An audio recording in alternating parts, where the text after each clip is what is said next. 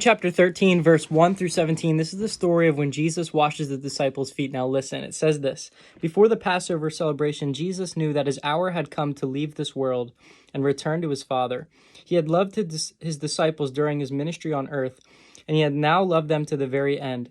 It was time for supper, and the devil had already prompted Judas, the son of Simon Iscariot, to betray Jesus. Jesus knew that the Father had given him authority over everything and that he had come from God and would return to God. So he got up from the table, took off his robe, wrapped a towel around his waist, and poured water into a basin, then began to wash the disciples' feet, drying them with the towel that he had around him. When Jesus came to Simon Peter, Peter said to him, "Lord, are you going to wash my feet?" Jesus replied, "You don't understand now what I'm doing, but someday you will." "No," Peter protested, "you will never again wash my feet." Jesus replied, "Unless I wash you, you won't belong to me." Simon Peter exclaimed, "Then wash my hands and my head as well, Lord, not just my feet." Jesus replied, "A person who has bathed all over does not need to wash except for his feet to be entirely clean. And you disciples are clean, but not all of you." For Jesus knew who would betray him. And this is what he meant when he said, "Not all of you are clean." After washing their feet, he put a robe on again and sat down and asked, "Do you understand what I was doing?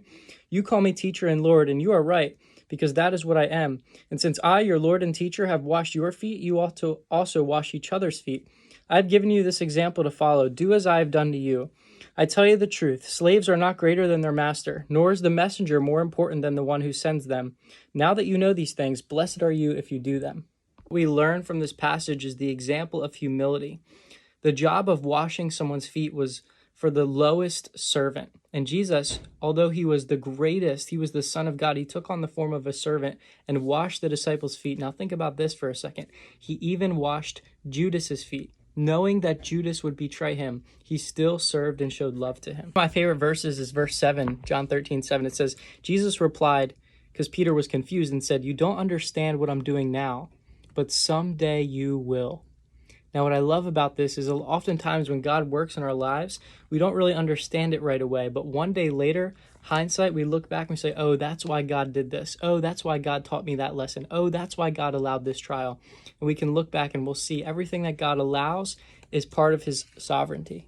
Also learn about the two types of cleansings from Jesus. The first cleansing is the bathing. He says the one who is bathed does not need to wash, meaning the one who is born again is completely forgiven. The only cleansing that person still needs is the cleansing of confession.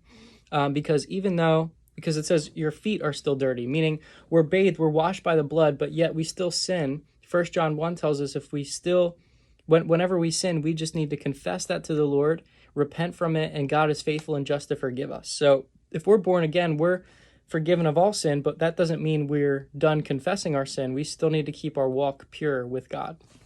Jesus said we are to wash one another's feet. We are to serve one another. We are to practice humility and practice loving others, even if that is a sacrifice. It takes a lot of work. It's messy. Dealing with people is sometimes really hard, but this is the call of Christ.